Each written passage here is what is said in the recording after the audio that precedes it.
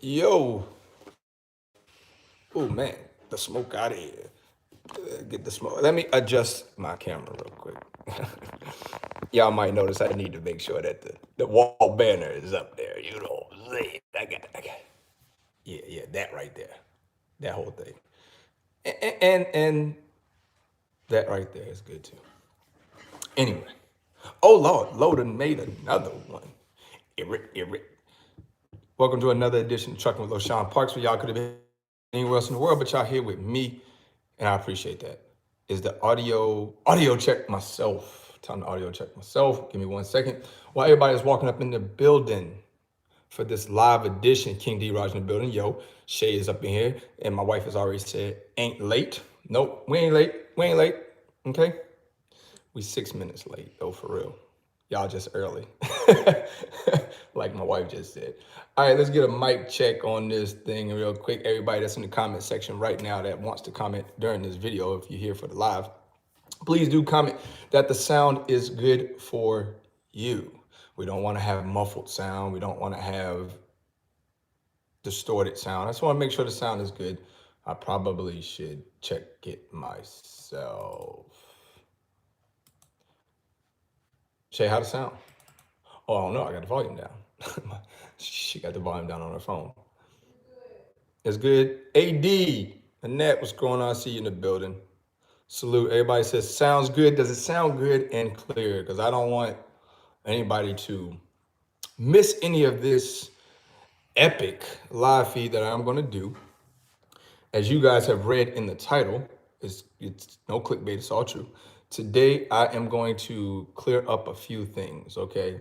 And also, there will be no feelings involved in what I'm going to say or any of that. And I would like for all of the people that listen to this video to take your feelings out of it, okay?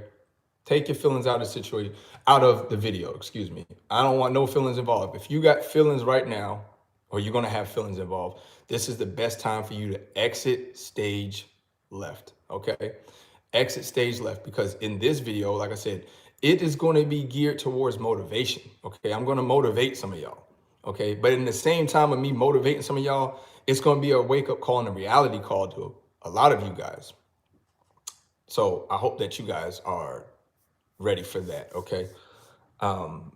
It's not a diss video, it's not a bash video, it's a real video. That's what it is, it's a reality video. So if you can't gut reality or you can't deal with truth speaking, then it's not gonna be for you. If you want something, some sugar-coated, powdered down, Al Smith in the building, the best shop in here. What's going on, Al? If you want something water-coated, sugar down, you're gonna have to go somewhere else, okay? Today, but because today in this video, it won't be none of that. I will tell you real quickly some of the things that I will be touching on in this video. I will be touching on the Celadon situation. I know it's 1,000 videos. Spectre, I see you in the building. It's 1,000 videos out on YouTube right now about Celadon. But I'm just going to get into, once again, the reality of Celadon and how the writing was on the wall with this company years ago, a year and a half, 2 years ago. The writing was on the wall.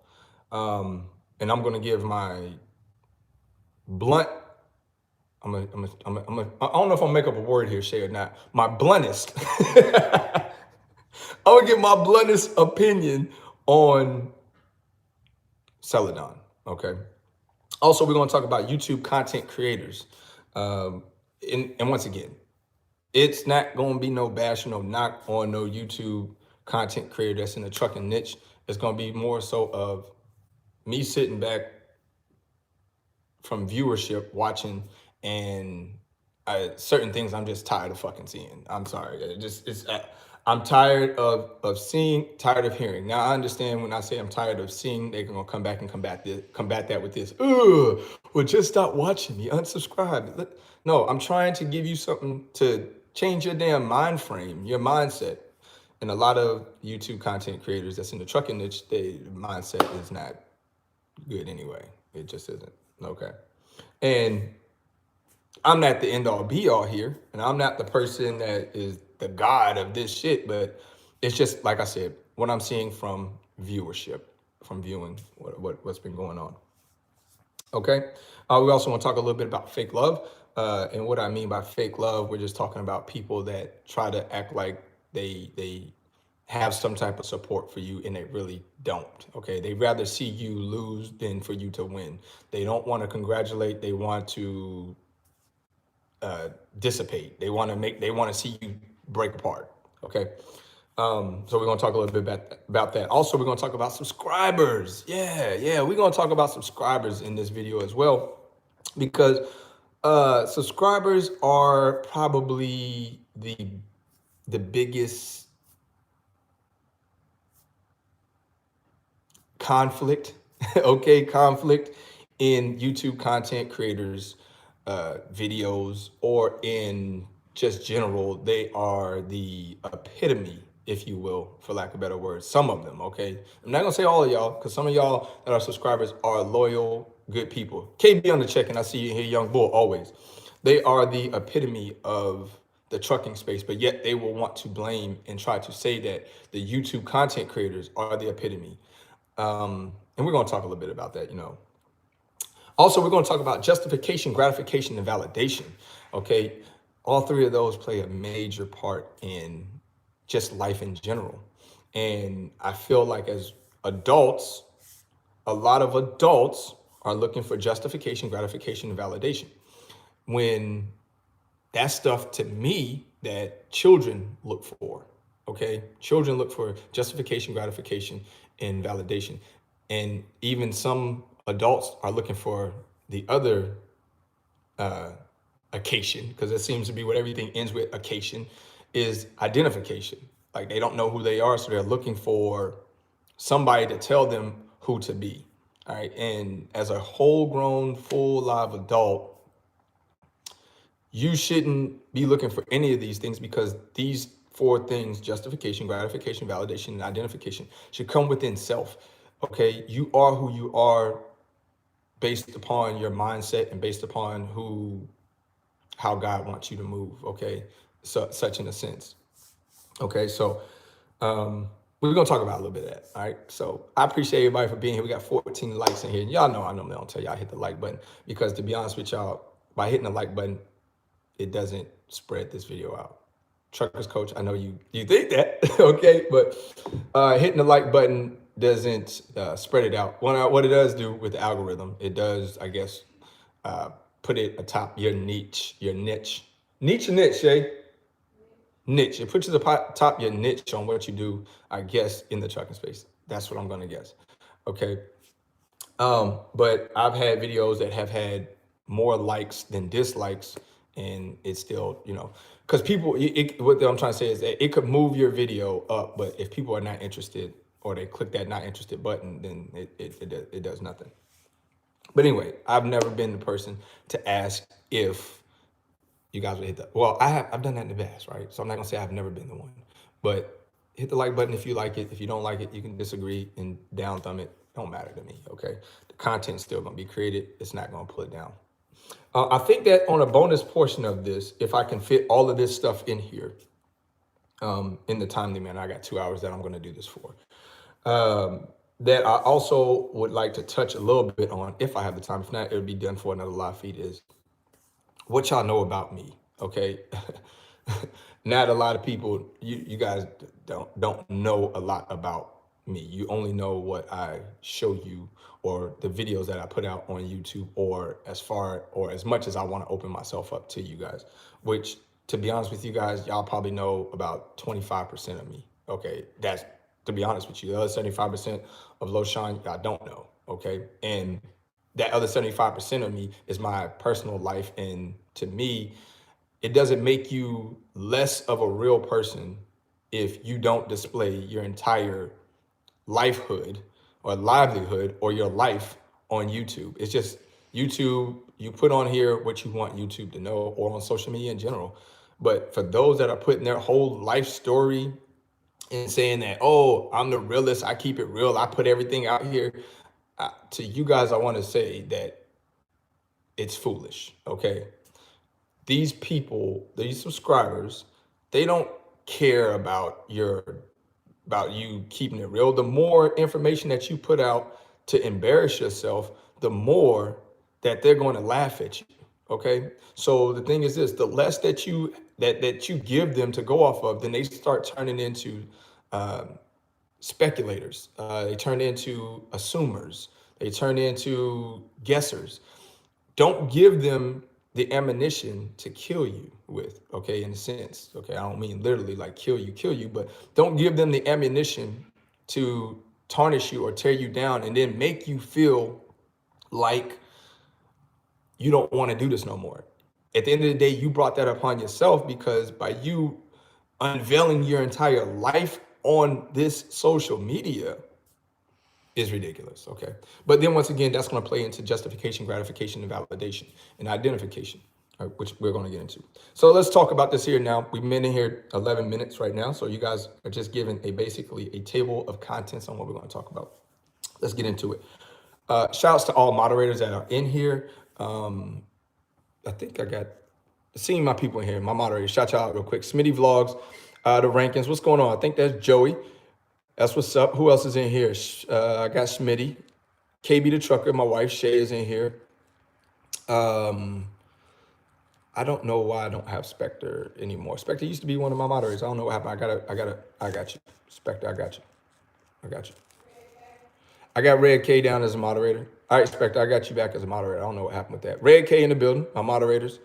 The Davis is in here as well. Shout outs to all my moderators. If y'all see any foolishness in the comment section to all my moderators, please do bounce them and block them. And once again, we give this disclaimer. If you are bounced or blocked from this channel, you will not come back. We will not bring your name back unless you go create another account and then you come back and you're going to get blocked again anyway because you're going to say something outlandish and we're going to find out that to block you. So do yourself a favor. If you don't have something that is worthy or that is, listen, it's a difference. We talked about that in the last video between stupid and ignorant.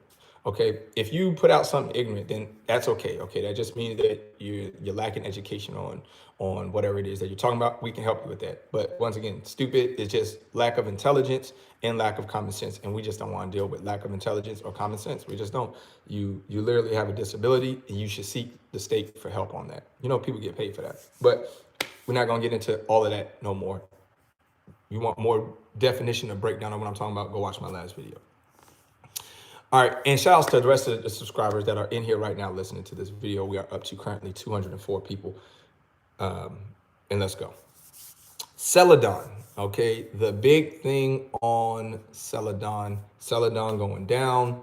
Celadon, the largest mega carrier to file bankruptcy to the tune of about $400 million in a bankruptcy that they're doing. Now, I knew that Celadon was going to go bankrupt or was going to actually file for the official bankruptcy 2 weeks ago before all of these other people knew about it.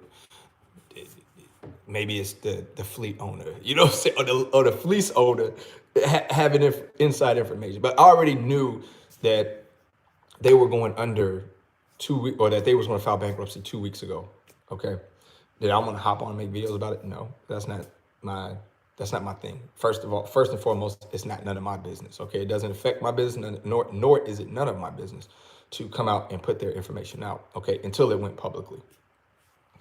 The next thing some of y'all might be wanting to know: how did you know that? Because some of their contracts they were trying to sell off. Okay, before the bankruptcy had occurred, they were trying to sell off some of their contracts that they had with their direct shippers. So it was kind of like already 2 weeks already kind of like knew like where this was angling.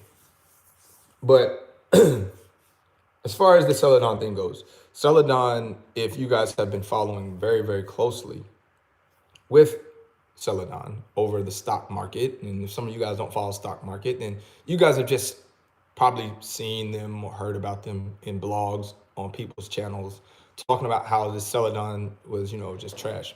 Now we heard about Celadon. Oh, I thought that was Amazon. All right, now we heard about Celadon about 1.5 years ago where they were getting bailed out, okay? And they was needing to borrow money from loaners to keep afloat, keep the business going. All right, to the tune that they lost their their whatever you want to say, their contract that they had doing the quality trucks, that they had to sell that portion of the business out to somebody else in order to gain capital from that. So that's what ended up happening. So for those that believe that the quality trucks are part of Celadon, Celadon sold that. So anybody who has a quality truck, you're in the clear, okay? Because it's owned by a different company, entity, all that stuff. It has nothing to do with Celadon. So if you have a quality truck, you're good to go. All right.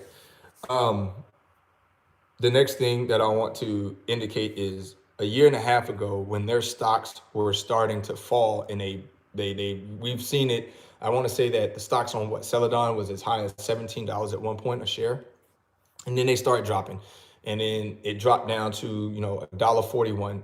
Didn't stabilize really that much. That's a tremendous drop when you're talking about the stock market. Okay. Typically, if a company is publicly shared or publicly traded, you can go to the stock market and look and see what their numbers are doing to kind of depict on how this company is going. Okay, whether it's going under or whether this company is getting stronger because the stock is going up or the stock is staying consistently at a high number. All right, this is how you find out. That's why I like the Amazons and the UPSs and the FedExes and stuff like that. They're staying well above, and they're not going to fall because the shareholders and stockholders in the stock, and it is staying at a high level. So it's not down at like Celadon. Celadon have fell to, I believe, 41 cents a share before finally saying we're done.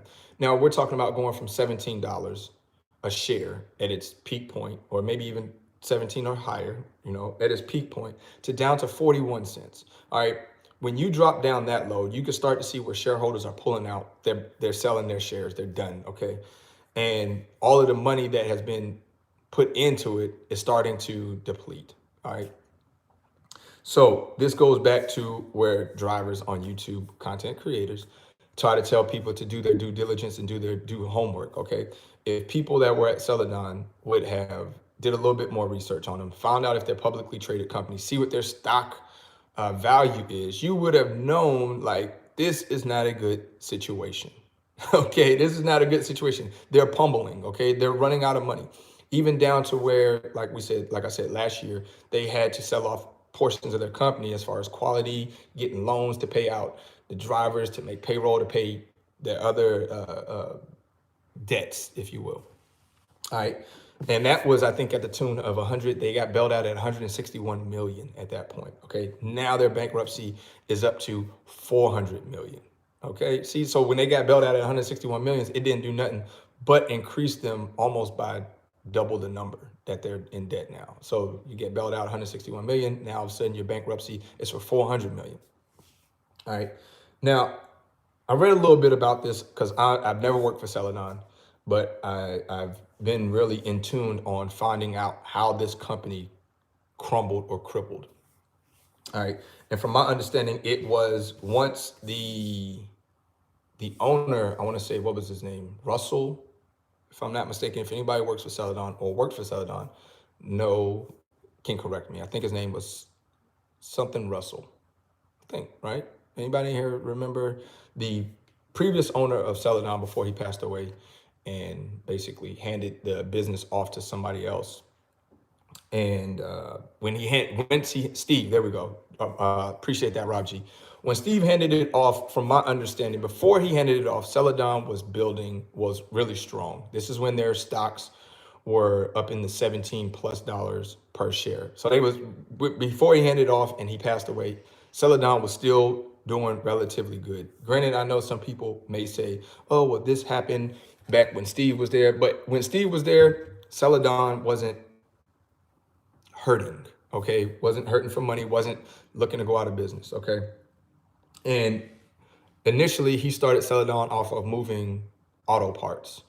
And then auto parts went into other things. And then that's how Celadon ended up getting big, according to some of the things that I read, the reports and stuff like that about Celadon and its history.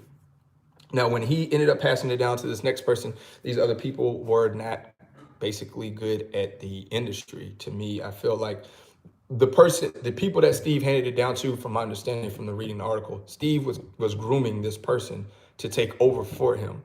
Okay. I guess in the process of it, some people can have the wrong mind frame opposed to the original owner. The original owner knows how to run the operation, could have been a trucker back in his day, or if not, he sustained for quite some time in the trucking industry, so he understands. Whereas the person that's coming to replace him doesn't have any tobacco. There you go. I seen somebody else say hauling tobacco. Or are we talking about yourself? But anyway, doesn't have any common sense. Once again, we're running into the word stupid.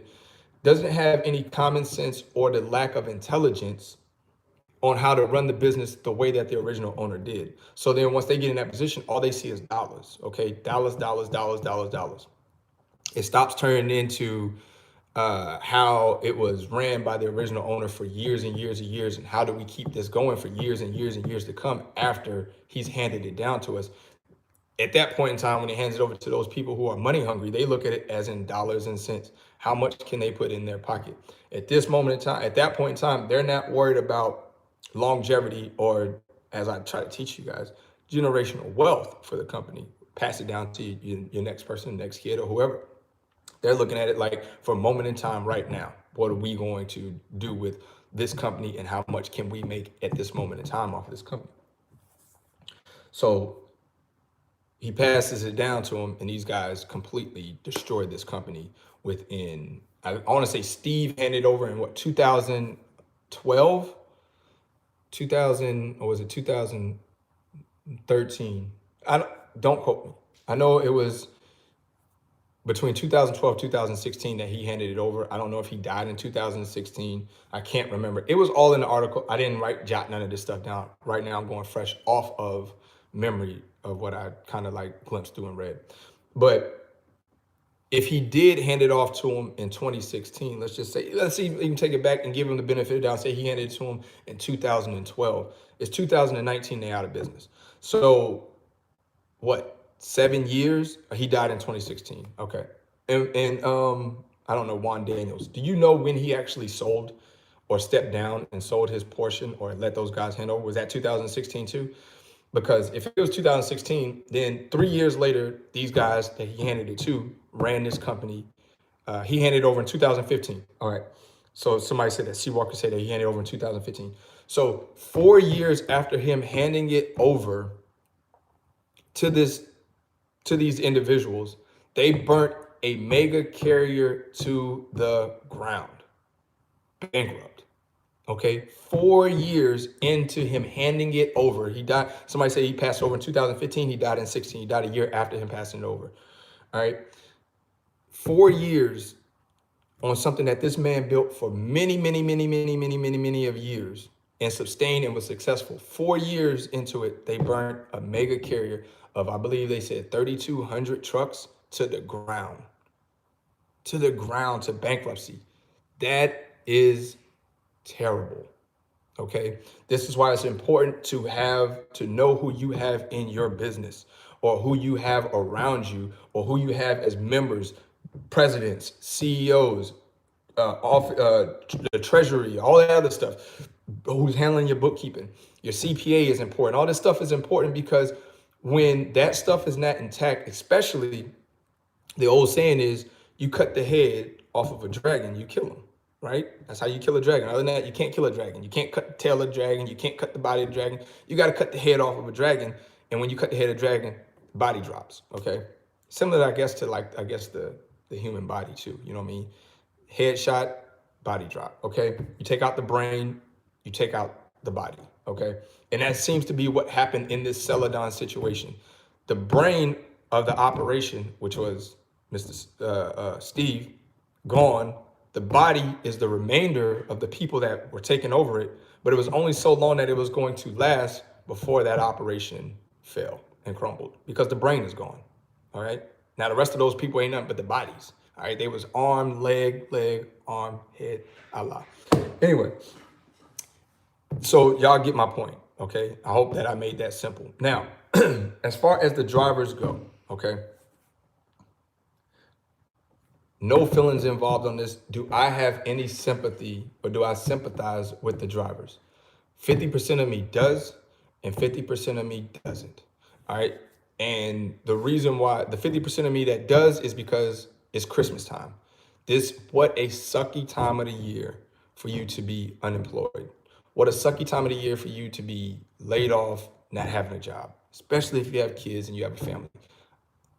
I feel for those people that lost their job during this time of the season, all right, or this time of the year.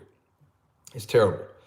Um, but the other part of me that doesn't have any sympathy towards it is because everything that I just indicated, that I talked about for about 10 minutes, the writing was on the wall. You had ample amount of time to get out of there, in my opinion, okay? They gave you 2 years. 2 years ago, they gave a warning that the company is not doing too good. We selling off things. We need some help. You know what I mean? It's not looking good. You know what I mean? Kind of almost waving the white flag for y'all, or the Titanic, if you will. Okay, the Titanic, they hit an iceberg. Okay, this ship is starting to sink. It's time to evacuate. Okay, so with that being said, the drivers that elected to stay there and deal with that bullshit for 2 years, knowing that this ship had hit an iceberg, and you decide to ride it out and be like Jack. Ain't that right, Shay? They decided to ride it out and be like Jack. And what was her name? Jack and Rose. They decided to ride out and be like Jack and Rose off the Titanic, okay? And then you end up in the water, freezing your ass off, looking for help, okay? Looking for people to help you. If I were you guys, when the writing was on the wall a year and a half ago, or when that ship had hit that iceberg, I would have been in the motherfucking lifeboat, dropping down, getting the hell out of there, or looking for options to get out of there, okay? To get out of there. It's a difference to me in loyalty and just doing the right, doing what you got to do, okay? For those that stuck around, the 3,200 drivers or whatever, however many drivers it was, I know it's in the 3,000s that it impacted.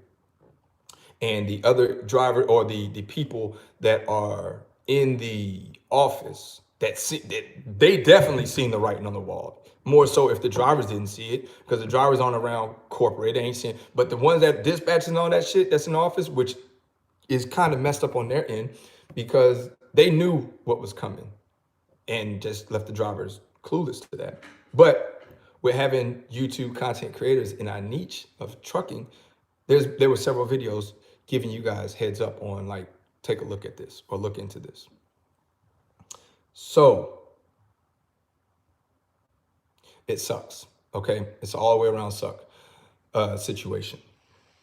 But once again, as drivers that were in this situation, y'all have to take blame in this shit too, okay? It's not all about, oh, Celadon fucked us over or Celadon left us stranded. You knew about this situation. And if you didn't know about this situation and you went into it blindly, then it's definitely 100% your fault as a driver, because you should have did your due diligence to figure out if this company was worth a damn and what this company had going on. So as a driver, if you did not do your due diligence, it is 100% your fault on why you got fucked in this situation. All right? Vape time. Hold on. So what I will say is this. I would love to offer a job opportunity to the people that are at Celadon, especially teams, okay? But this is the problem. We don't have any openings now. All of our trucks are currently filled, all right? And if it wasn't, like the 2 trucks that I do have filled now, I'm not bringing those drivers in until, they're not going to orientation until January 7th. Reason why, it's the end of the year. Nobody is really bringing anybody in, okay, right now. It's the last couple of weeks of the 4th quarter, hiring somebody right now just for them to run into the Christmas holiday hours, the New Year holiday hours. You want to talk about not making no money already, or in a situation where you're transitioning, you really wouldn't make any money trying to get into a job right now during that transition period, okay? During this time of the year, okay? How do I know? I've done it twice, okay?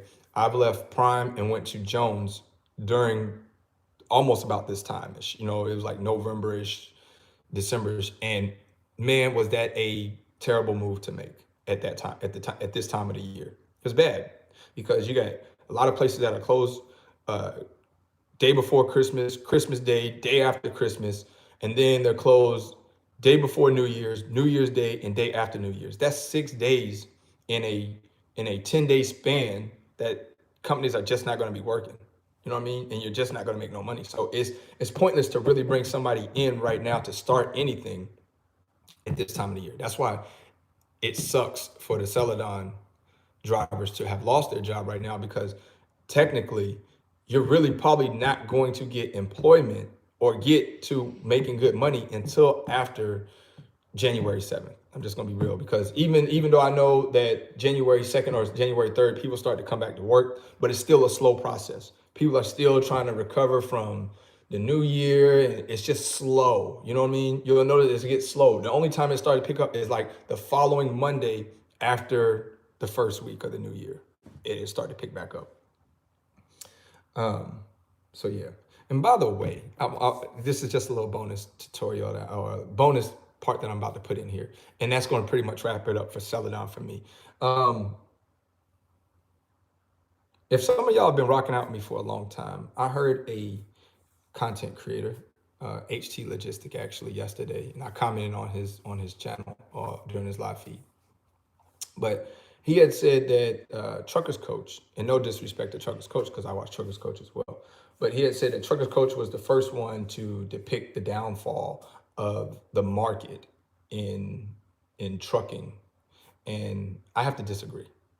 And the reason why I disagree is because if some of y'all remember, I know it's been a while, but I used to have a show called The Freight and Rate Show that started way back when I had my fleet that was, pulling with Jones and stuff like that.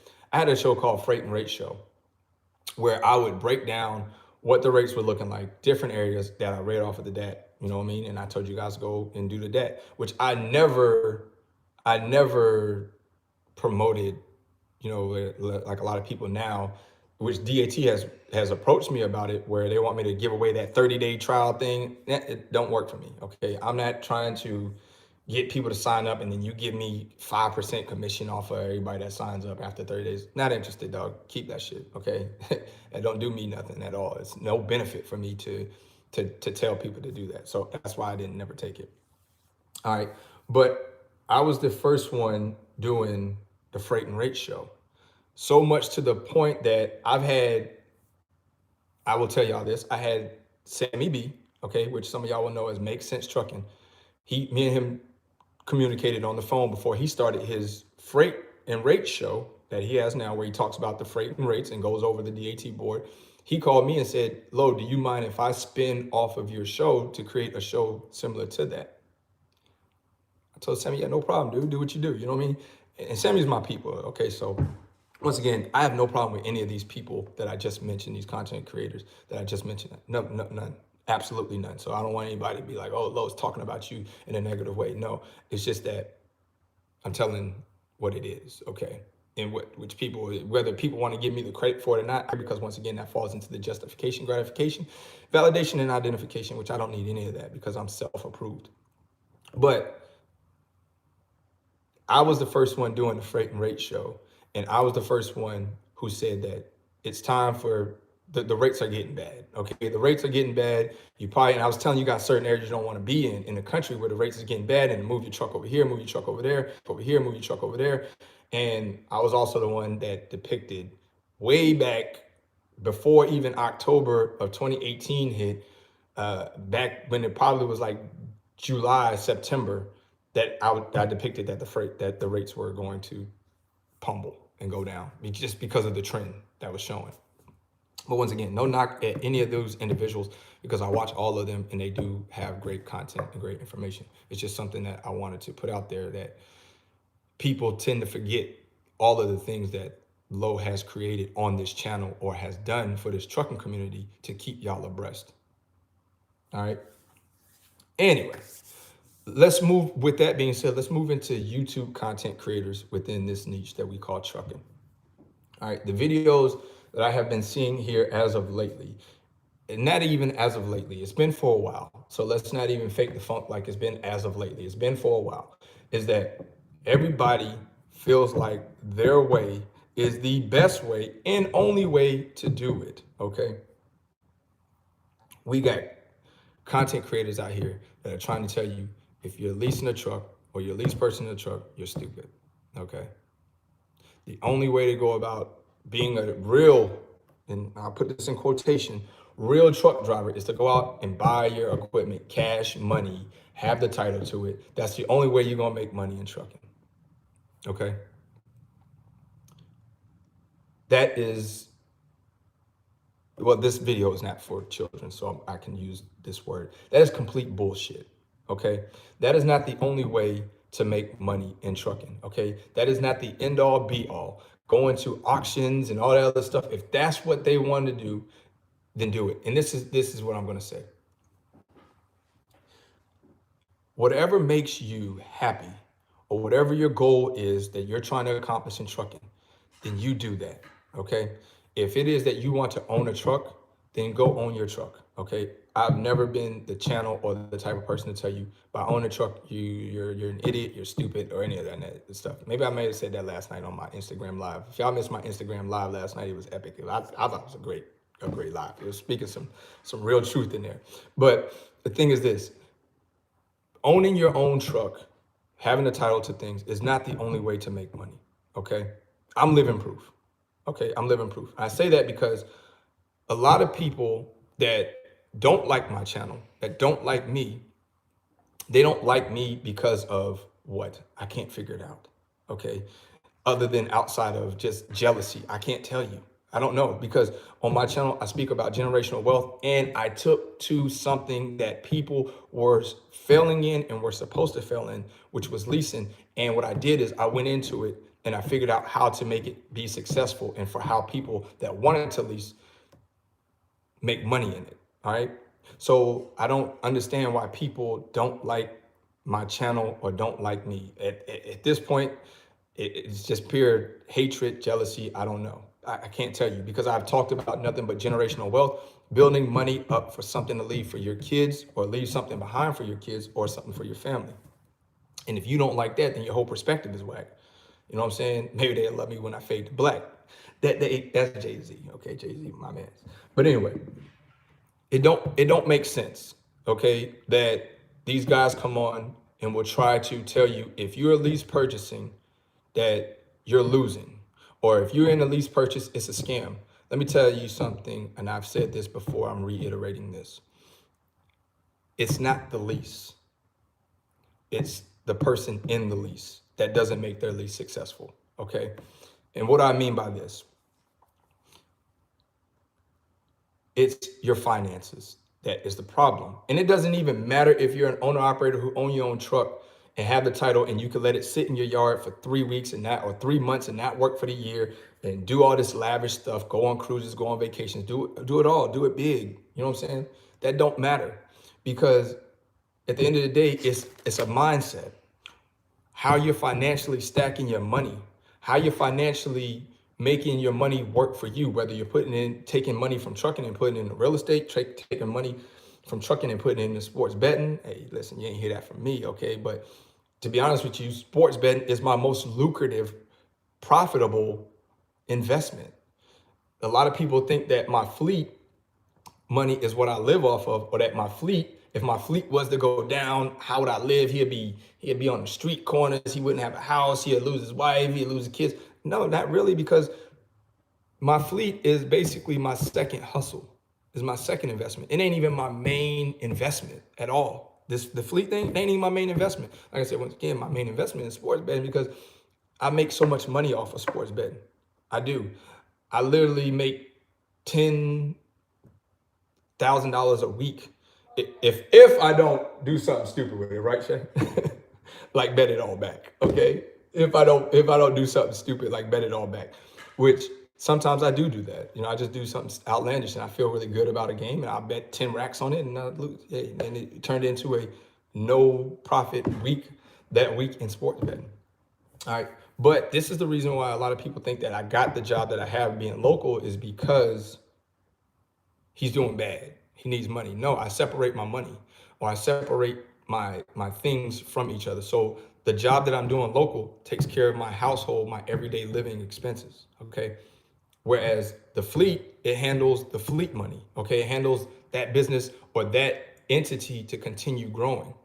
Now, my sports bet money, that's my play money. That's where I take that money and I put it back into the fleet to put more trucks. Okay, to put more trucks onto the fleet. Huh, Shay? Just listen. Dang, I'm not even asking where it's going. I'm talking about like how it's been built, Shay. If you pay attention, okay. Because a lot of people want to know, how did Parks Motor Group get to where it's at, or how does Lowe get to what he's doing? It's simple. I have different streams of income that I have. I don't have just one, and if that one crumbles, then that's the end of me. I have different things going on. All right, and like I said, once again, the fleet is not my main source of, it's not even an income that pays my household. You know what I mean? Because me working my job locally is what pays my household and pays my household bills. So yeah, and then on top of that, I get like a little YouTube check. And when I tell you a little YouTube check, I mean my YouTube check used to be bigger, but that's when I used to make a lot of videos. That's when I was out on the road. I would make videos. I think my check, I've seen it get as high as like 1,600. I don't make nowhere near that anymore because I don't make that much content anymore on YouTube. So I mean, I'm still good with getting my little $400 or $500 check from YouTube every month. I'm good. You know what I mean? That's cool. You know, I actually use that to, what do we use that money for, Shay? For insurance and stuff like that. So, I mean, it does what it needs to do as far as that goes. But getting back to YouTube content creators,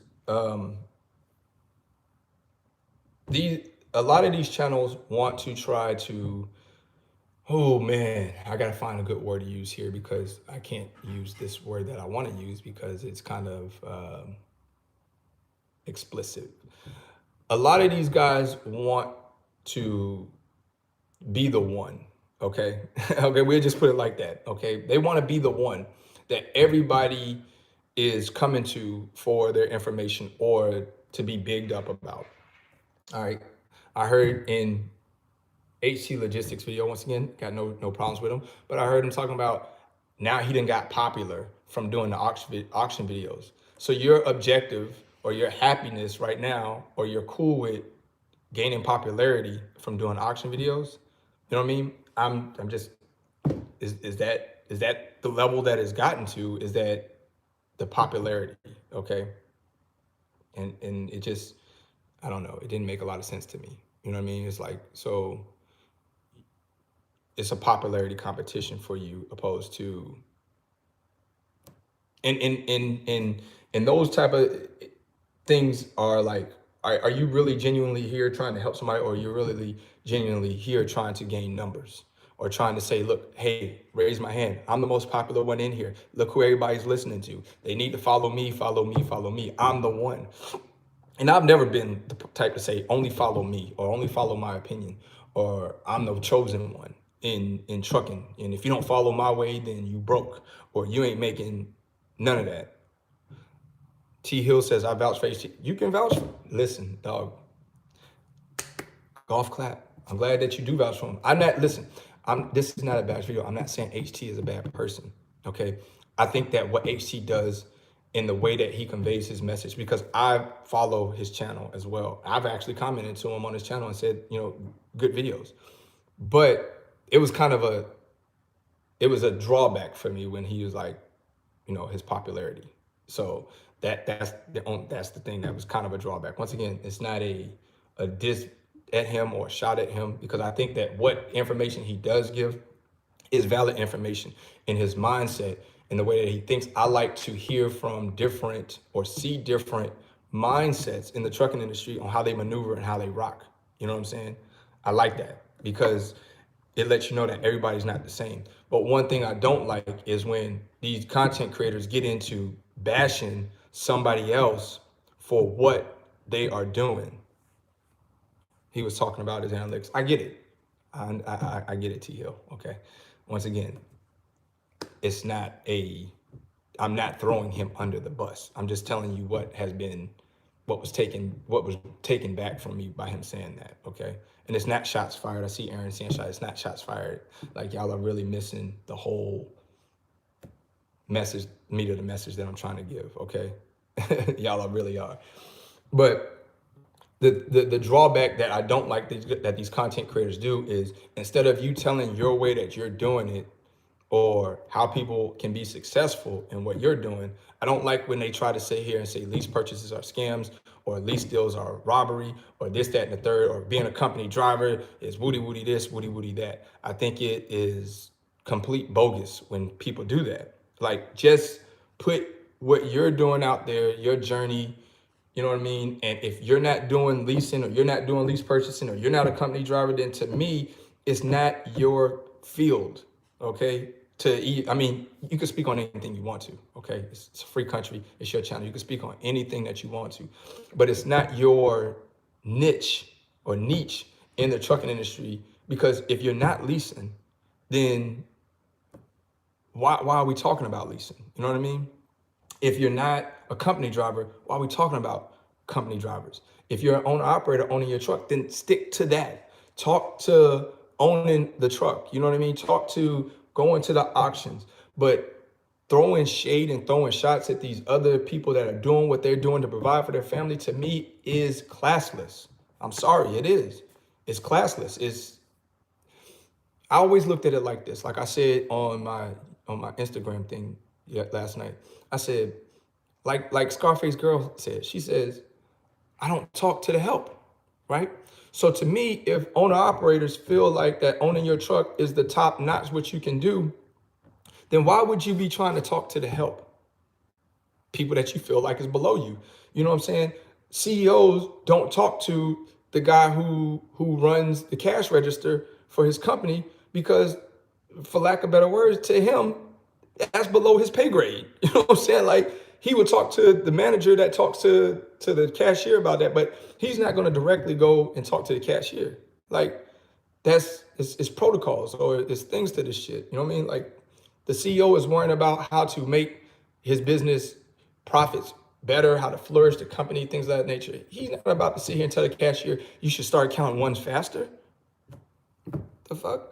And it's like I said in my Instagram the other day, how many people, to me, this is why I don't speak about buying a truck, but I don't knock anybody that wants to buy a truck. But to me, buying a truck is a depreciating asset, okay? Just point blank period. It is. It's a depreciating asset and it's losing value every day. I get it. You're making money off of it, okay? If you buy a truck, you make money off it. I get it. We all are making money, okay? At the end of the day, whether you lease a truck, whether you buy a truck or own a truck, we're all making money, okay? We all are making money. The difference that sets everybody apart is their financials outside of trucking, right? So home style bills, bills that are outside of, once again, outside of trucking, should just basically sum it up. Any bills outside of trucking, that's what you need to control in order to be successful. It don't matter if you're an owner operator and own your truck and own the title of your truck, but your mortgage every month is $4,000 and your car notes are fucking $2,000 a month and your lifestyle expenses for the month is $3,000, you're broke. It don't matter if you own the truck and have the title to it, you're broke. Okay, end of the day. So by you owning that truck doesn't make you more susceptible to having a reckless lifestyle. In the same way with a lease operator. If a lease operator controls where his finances are outside of trucking, you can be successful in leasing. Same way with a company driver. Control your finances outside of working, being a company driver, you will be successful and you can stack money. Period. So it don't matter which angle you take in getting into trucking or making money, it's all going to be about how you control your finances, period. And maybe this is something that's not being said, I don't know. But if leasing was such a bad thing and was supposed to be something that you fell in, well, I did leasing with one truck for 5 years, okay? Successful in it. Then if that don't make it no worse, now I done went out and I got 8 trucks that are leased, and we're still doing good. You know what I'm saying? So if I was supposed to do bad off of one leasing truck, or the information that I put out is not correct, how is it that now I have 8 of the same trucks that I was supposed to fill on one truck yet?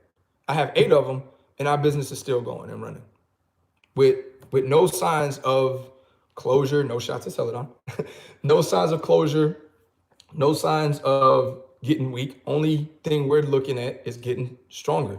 Now, our plans for 2020 in the future coming up, we're looking at, maybe holding for the first year and then building the year after. But what a lot of people need to realize is 2020 is coming, people. That is a new mark of a decade. Shout out to KB because he did remind me of that. I seen this video, KB, if you're still in here.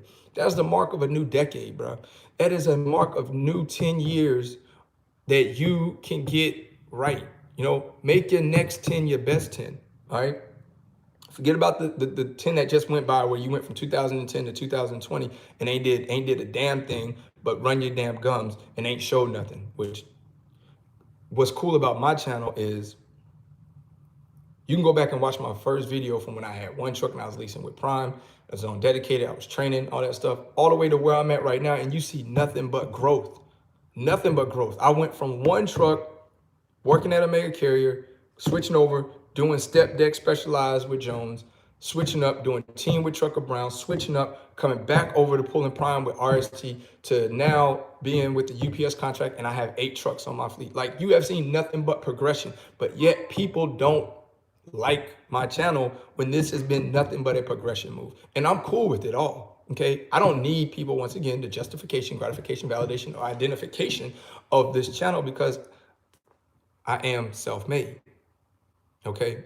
I am all of those 4 items right there, okay? I believe in self, and I don't need anybody to validate or tell me that, oh, you're doing good, keep it up, bro. Oh, your fleet is this or your fleet is that, all right? I'm good on all levels, negativity or positivity. I don't really take any of it in because I'm self-made. I already know what I'm doing.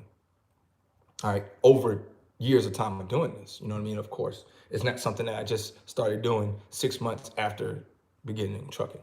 So I say all that to say this about the YouTube content creators is I would really like to see y'all focus on y'all realm, okay? On what y'all do, stay in that, help people that want to do what y'all are doing understand that they don't want to come to your channel to hear you dissing and bashing on leasing. They don't want to come to your channel to hear you dissing and bashing on company drivers. They're coming to your channel to try to figure out some information, if that's what you're going to give out, about being an owner operator, and stick to that, talking about being an owner operator. You know what I'm saying? Like with Chase and Andrew Jackson and HT going to the auctions, like people that want to buy trucks, that's good information for them. You know what I mean?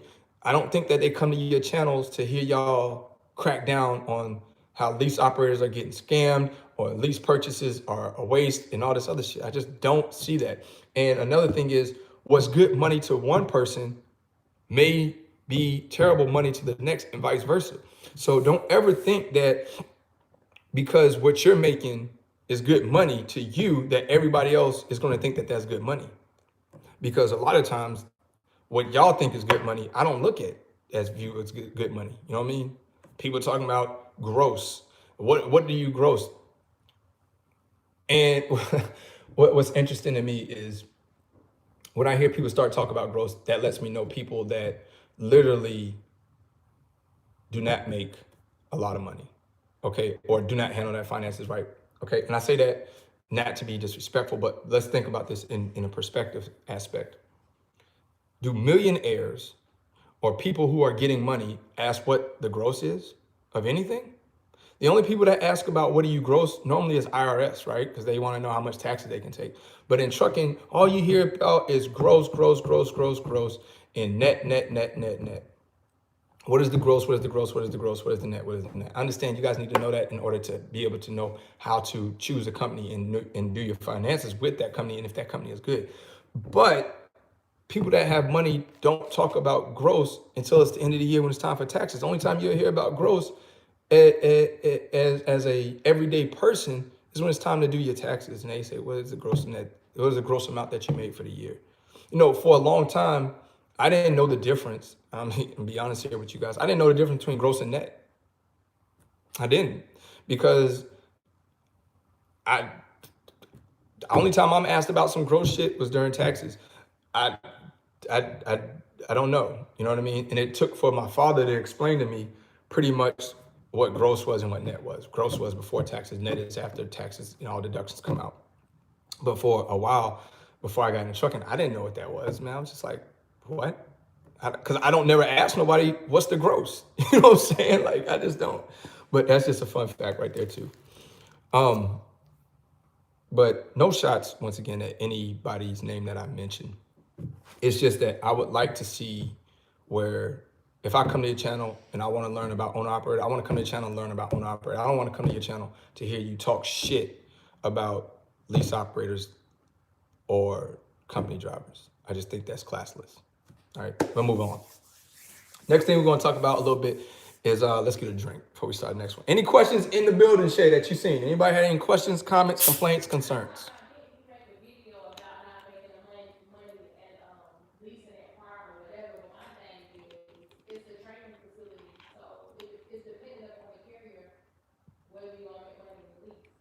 Well, they said didn't I make a video about not making money at Prime in a lease? Okay. Well, see, this is the thing with if people are asking about lease. Okay, if you want to know about lease, you came to the right place. Okay, okay. It come to about owner operator, you got to go over to them other channels that I mentioned, which they have good information dealing with owner operator stuff. They really do. But when it comes to leasing, if you're going to a place such as like a Prime, and I tell people this all the time that go to Prime, they want to know how to get to making more money at Prime. It's one simple formula. Train.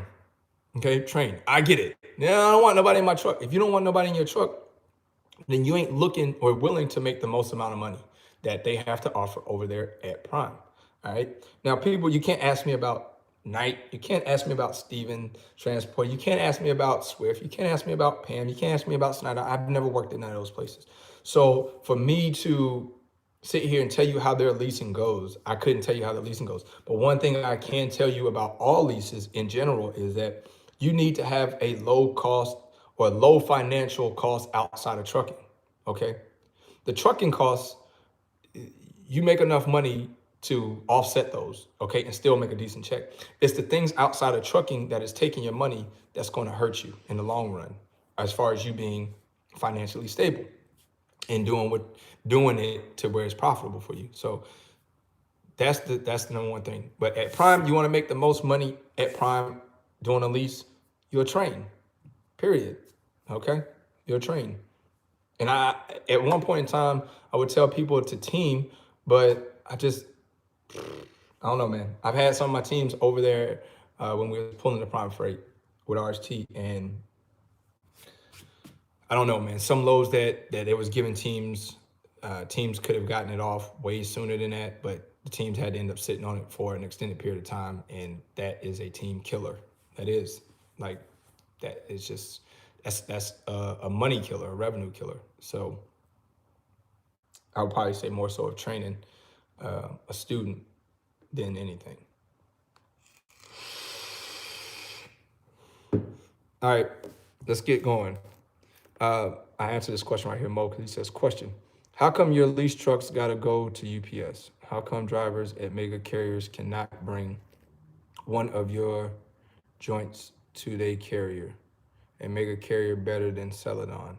How come people can't, I guess what you're asking me is, how come people can't take my trucks to like and do whatever they want to do with them? The reason why is because my name is on the lease. Okay, their name is not on the lease. If their name was on the lease, then they could take it anywhere they want to. With my leases, I'm basically subcontracting or a operations agreement with them, because you're utilizing a tool to be with a company.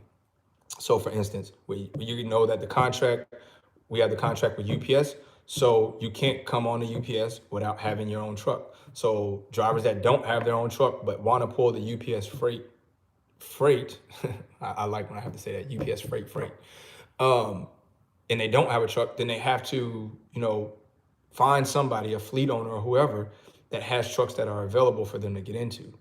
And that's the service that I offer. I have trucks that you can get into and you can pull under this contract with this truck. Okay. So I hope that answered that question. That's the reason why they can't move these trucks to anywhere else they want to go to, is because the lease is not in their name. The lease is in my name on all these trucks that I have. All right. Fake love. Let's talk about that real quick. And this is probably going to be real quick too. This one right here is going to be pretty quick. Fake love. People prey on my downfall. Like, I've seen on YouTube and heard from a YouTube content creator by the name of James Hensley. Because listen, I don't throw in the windows. Okay, I don't throw like, I'm not going to not say your name. If you are who I'm referring to or talking about, then I will give the respect of saying who I'm talking about. So then there's no side dissing. But James Hensley, I had seen on one of his videos or heard on one of his videos, because truthfully, I listen to everybody's videos, okay, that's in the trucking space. So I try to, especially with me now working and driving at nights and stuff like that, doing the patrolling, I try to listen to see what's going on, or to hear how drivers are thinking more so than anything, okay? He specifically came out and said, I think in the video where he was talking about how Woody had lost his fleet, towards the end of his video, he says, you know, the person that I want to see really fail next, I want to see Loshawnparks' fleet go down. Wow. Praying on my downfall because of another person, another individual's mishaps or unfortunes is really, really sad, okay?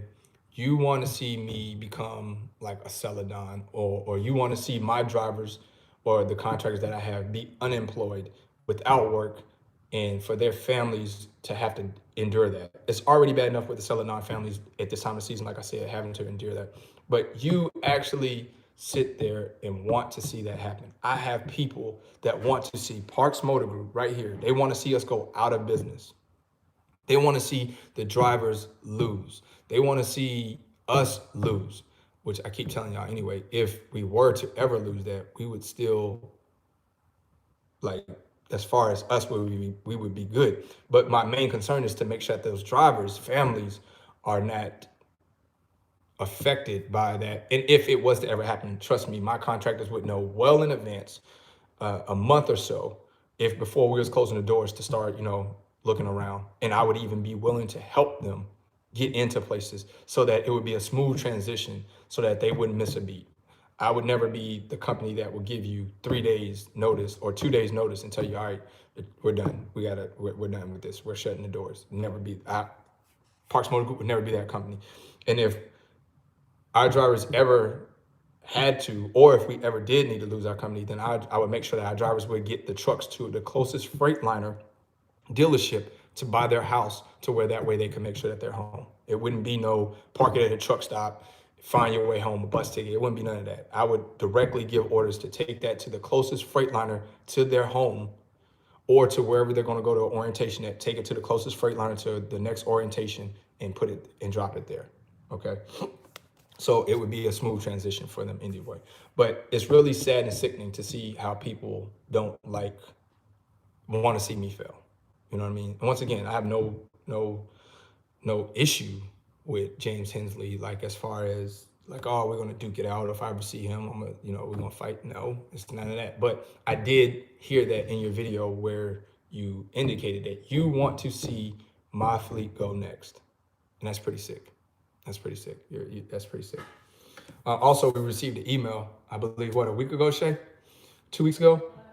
From an individual who basically wanted to see us fail too. They sent us an email to our business account, to the info at driveforpmg.com. He sent us one, and he ramped on about how he's been in the industry for X amount of years, 20 something years, and this, that, and third. And I don't like to listen to him, or I don't like to listen to people, blah, blah, blah. And pretty much wanted to see us fail. You know, it was like, yeah, in a little bit, you guys will be down. So it was just interesting. Like, instead of worrying about your success or how you can get better in yours, you rather see mine fail. It's just it. I didn't. There's a super chat up here. I get it. Give me 1 second. Somebody send a super chat. Let me scroll back because I don't want to miss a super chat. Okay, here it is right here from Trucking with Big Lou. He says, "Hey, Lo, is your email still the same? Need to chop it up with you on sports betting tab. I'm pretty decent too, yo. Hit him for 1,700 this past week. That's what's up. Yeah, you can send me an email, Loshawnparks, for something like that. Send it to Loshawnparks@gmail.com. Trucking tab, and thanks for the $5 super chat. Appreciate it, man. All right, we got it. No, he definitely don't want to send it to info@dropPMG.com. Let's not. Send it to LoshawnParks@gmail.com. You send it there, my wife might try to steal your plays, okay? So watch out. She's going to try to make a couple of ducks off you, okay? Watch out for her on that because she will slide a ticket in on your ass. Anyway, but that's as far as I'm going to go with the fake love. I will say one more thing on the fake love. If you don't like what I do or my channel, my content, just do yourself a favor and do me an even bigger one. Just don't watch it. You know what I'm saying? Don't sit here and try to support it or act like you support it or be on the fence where I kind of like Low, I kind of don't like Low. No, I don't want those type of people involved with my channel. Don't kind of like nothing, okay? Just, it's either you're for it or you're against it. And if you are for it and you're here to learn something, then please do subscribe, okay? If not, please do unsubscribe. You won't hurt my feelings, okay? I'm not sitting here watching my subscriber number count every day. I don't, okay? I have so many other things to do that is irrelevant. A lot of people want to know, like, how come could my numbers be higher than 34,000? They could if I made more videos every day. You know what I'm saying? Or if I cared enough about my YouTube channel like I used to back in the day, then my numbers, I could easily be at 50,000 subscribers right now, 60,000. But I do this when I want to, okay? Or I do this when I can. I don't do this because I need to. Just to understand that on why my numbers haven't. And we're rocking out with 272 people in here right now, and it's been consistent like this. I think the highest number we got up to was 295, almost 300 people. And by the way, just to put this out there, Low has the largest live audience in the trucking niche space, okay? The most people that I've had in my live was 718 people. 718, all right? And I had another live feed that I did on here in the trucking space where I had 672 people during the live. So just fun fact, in case people wanted to know who has the largest live feed audience in the trucking space, that'd be Loshawnparks, or who had. I still have it, so I still have it. $10 super chat came through from Aaron Brutus. He says, do you know of any software I can use so I can do taxes on my own?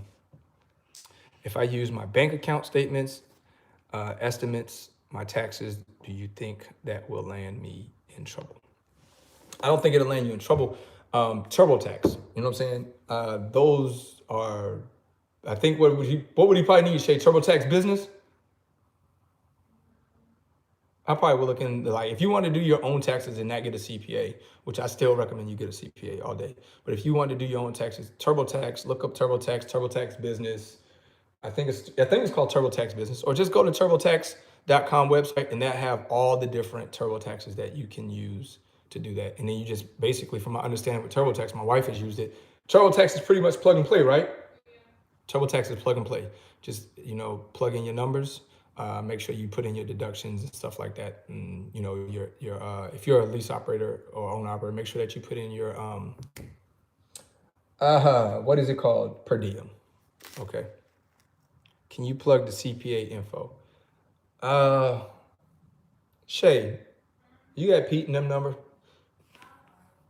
My wife will put down, she's gonna look for the number. She'll put it down in the comments down here for his number. I do have his number. It's in my other phone, and that phone is nowhere around me right now. All right, let's get back to this. All right, so we got two more things we want to talk about. We are already at 69 minutes. We need to get ready to move a little bit faster so that I can answer some more of y'all questions. If y'all want to hold questions so I can hurry up and get through this would be great. All right, subscribers. We're going to talk about subscribers. Yeah, you guys. Camera's over here. You guys. We're going to talk about subscribers here real quick. Subscribers are probably some of the worst. Okay, they're some of the worst. they will crucify you, they will critique, they will make you feel like shit. They will, and we're talking about what they do to the content creator, the person who's making the video, that's trying to give them information or give them entertainment or whatever, both, if you will. The subscribers are the worst. Trolls, people troll people for stupid reasons. Like, once again, another childish thing. All right. To troll another grown man or adult is childish. I'm sorry. All right. To have disagreements with another person on their channel, it's okay. Okay, that's not a problem. But when the disagreement starts getting into where it's a bashing thing or starts getting into where you're dissing the person, it's a little bit discouraging for the content creator to continue making content for y'all.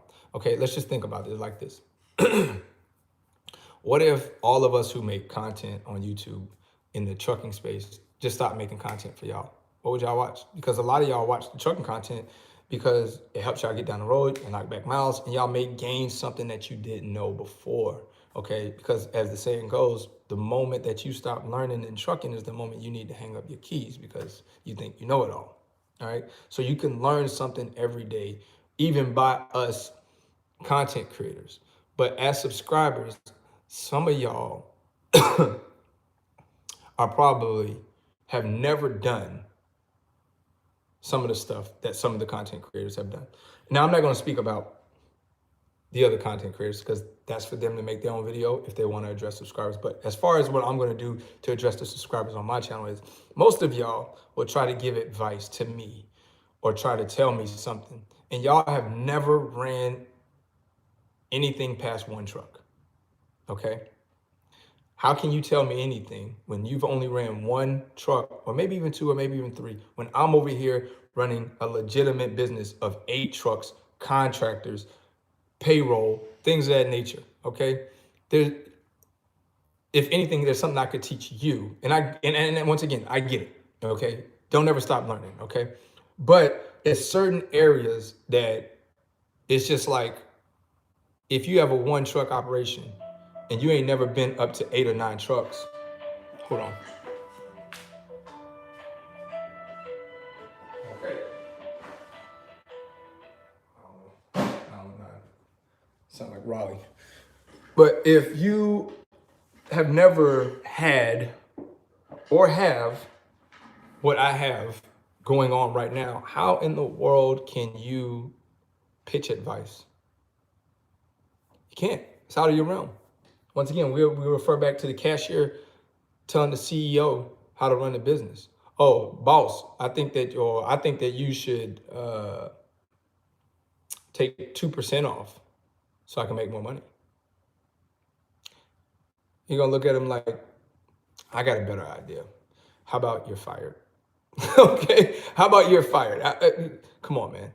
Like, so some of the subscribers will try to tell me what I should and shouldn't do, and they haven't even came close to running anything near an 8 truck operation at all, period. Okay. And for a minute now, I'm good because I hardly will read comments. Okay, y'all already know that if you watch my channel. If you're new, then you'll find that out, that I hardly read comments at all. Now, I'll read your comment once the video posts and renders and you guys leave a comment in the comment section. Then I'll go down there. If it's a comment that I like, I'll respond back to you. If not, I'll just delete it because it's stupid, or especially a stupid one I'm not going to respond to. But the thing is, for a while, the comments used to get to me, right? I would read the comment section, be like, wondering why people feel like this, why people feel like that. And I would sit here and be like, I give all this information out, nobody respects it. Now I'm to the point where I don't care if a person, UPS, your shoes, huh? Yeah. All right, but now I'm to the point where I don't even care. What is that, his helper? Yeah, UPS helper. They got, tis the season. UPS got the helpers now out here where he's getting the package. But now it's to the point where I don't even think about if Happy holidays, everyone. Thank you, Craig. I don't even think about Craig. Ain't that? I'm surprised. Okay. Is that Craig that's supposed to be a moderator? I don't know. He said he used to be one. I'm sorry, Craig. Let me get you. I got you because I don't know. All right, Craig. I just made you a moderator. I know you've been rocking out with me for a minute. I can't. I look at your name. It's like, yo, why you not a moderator? You should be back being a moderator now, Craig. I don't know what happened. But at one point in time, it used to bother me because I don't know if maybe at that point in time I was doing the justification, gratification, validation, identification. Okay, trying to appease the people and trying to figure out why is it that nobody is gravitating to the information that I gave that I'm giving out. And I've come to the point to realize that those that don't understand it, it's not for them. Okay. And if I was to turn off my YouTube channel and not do this any longer, I would be okay because I would still follow the same things that I put out in my videos. Okay. That I had put out in my videos if I was to delete it. So I'm okay. You know what I mean? When it comes to uh, subscribers. I don't look at my subscriber count like that. I think last time I checked, I had like 34. I think it's where it's at, 34. I'm thankful for all the subscribers that I do have, but that does not make or break me, and it does not subject me to how my content is going to come out or how I'm going to convey my content or my channel at all. Um, so if anything, it's just letting me know, how many subscribers I have, which is that's basically what it is. But subscribers can be very brutal to other people's channels because people will read those comments and they will take that in and they will feel like less of a person because of what somebody said in the comment to them from a subscriber. But most of the subscribers, I can tell you, as far as me, I don't know about the other ones, I can tell you 90% of the subscribers ain't doing better than me. I'm just saying, 90% of my subscribers are not doing better than me. And that's not to throw anybody under the bus. It's just the reality of it. When people try to tell me that they're doing better than me, at least mine is showing improving. Anybody can tell me that you got all this real estate and that you got this job that's paying you $180,000, but it's just words. Like me, I'm showing. You see my movements. You see what I'm doing. So it's just words. So as a subscriber, I would say this. If it's okay to give constructive criticism, it's okay to disagree to agree. But when you start getting to the point of feeling like you're doing better than and some of these content creators you may be doing better than. I can tell you right now, you look around me, you better be doing damn good. Like I'm talking about, you better be almost 250,000, 500,000 in an account to be fucking with me, just personally. That's just because all the shit I got going. But that's all I gotta say about that. Okay, that's subscribers. We've already talked about justification. We've been talking about it all day. Justification, gratification, validation. I feel like a lot of people as adults lean on this stuff, okay? They lean on this stuff. What do you mean by they lean on this stuff, Lo? How do you figure that? How I figure this is because whenever people go to YouTube channels, right? And even down to me, when people send me emails and ask me questions about trucking, what trucking company should I go to? What should I do with this? What should I do with that? What should I do with this? What should I do with that? I get it. They're trying to get suggestions. Doesn't necessarily mean that they're going to follow your suggestion, but they're trying to get suggestions. Still, at the end of the day, this is a justification, gratification, and validation. You're looking for me or any other of the other content creators or anybody that you go to just in life, whether it's people outside of you, to validate, to give you approval that what you're thinking or what you're doing is the right thing. Okay. So often in trucking, we see people talk about these companies like dogs. Okay. This company is bad. That company is bad. I couldn't make no money here. I couldn't make no money there. And like I said on my Instagram live yesterday, I said that just because one person failed at that company that they went to that they're talking shit about does not necessarily mean that it's going to be your outcome. They may not be as hard of a worker as you. They may not be as much as a hustler as you. They may not stack their money properly. Their finances may not be the same as yours. You know what I mean? So it's different things to all of this. So that's why I don't understand why people will try to tell people not to go to certain companies unless it's like the Celadon. Okay, you do your homework and that you'd have found out that they was going to go under. But like other places like Prime, Swift, Snyder, um, the places of that nature. Okay, the Stevens, places of these natures. Just because an individual didn't make no money there does not mean that you're not going to make no money there. Okay, your drive could be harder than theirs. It was, listen, the reason why I started my YouTube channel is because it was people in the Facebook group for Prime that were complaining, bitching, and moaning about how they wasn't making no money at Prime off their lease. I made the videos because I couldn't see their vision. I couldn't see what they were talking about because I was making money off of leasing. And this is how I did it. You know what I mean? And that's where my videos start in the beginning of my videos. This is how I did it, breaking down things on how to, do it. So I couldn't see the vision when all of these people in this Facebook group talking about they weren't successful at Prime, but yet I was. Now, if I'd have went off of the word of what they were saying in this group, then I would have been bitter like them and would have left Prime like after I got my CDL after a year of my school, I would have left. But instead of that, I figured out how to make the situation that I'm in work for me and to be profitable in it. And that's the same way with anybody that goes to any company. Just because, once again, it didn't work for one person there and they're bashing on it, does not mean that that should stop you from going there to check it out. Because that may be your only way in. So then you have to take that way in order for it to become profitable for you. And then most time when people get into places like that and they know they got to be there for a year, there's no sense of you sitting there crying over spilled milk. You might as well make the best of it, try to figure out the system, and then before you know it, a year's gone by, you figure out the system. Why leave when you already got it figured out? There's no need to, if it ain't broke, don't fix it, for lack of better words, okay? If it ain't broke, we're not gonna fix it, all right?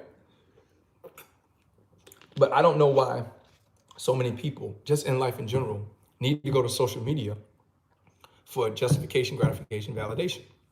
More so of the validation over anything, okay? People go to social media, people come to YouTube channels or anything for the validation. They need a YouTuber in the trucking space to tell them it's the right move to do. Go do it.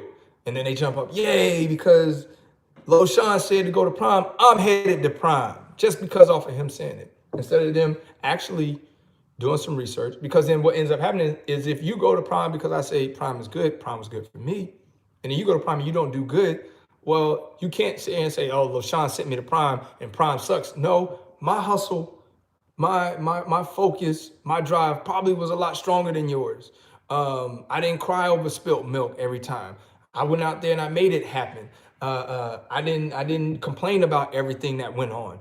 I didn't sit here and try to figure out how I could get over on things. I tried to what I was trying to do was try to figure out how I could be successful in what I'm doing, even if it took me taking a loss or taking a cost to do so, which I have done plenty of times when I was at Prime, taking losses. I was at Prime as a lease operator. My truck had broke down. And as you guys know, when these trucks break down, the payment don't stop, okay? It don't, no, matter of fact, it was the accident, wasn't it, Shay? When I was in the hole to Prime like $6,000? Yeah, it was the accident that we had. Um, if you guys don't know about accident, you gotta go way, way back in my videos. Ended up jackknifing in the winter weather. But anyway, it damaged nobody else. Product wasn't damaged. The only damage was to the truck. Okay, I had to pay for all that stuff to get repaired. That shit put me in the hole to Prime $6,000.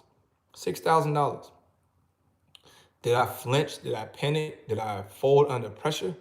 No, I didn't. Steadily, if that's the right word I'm saying, steadily, I paid that $6,000 back week to week to week till it was completely paid off. All right, till it was completely paid off. Had to deal with that. Didn't fold. Didn't quit. Didn't go abandon their truck. Didn't come bring their truck back to them. I sat in the trenches and figured out how I was going to get myself out of this, and I did. I did. In a few months, I got right out of it.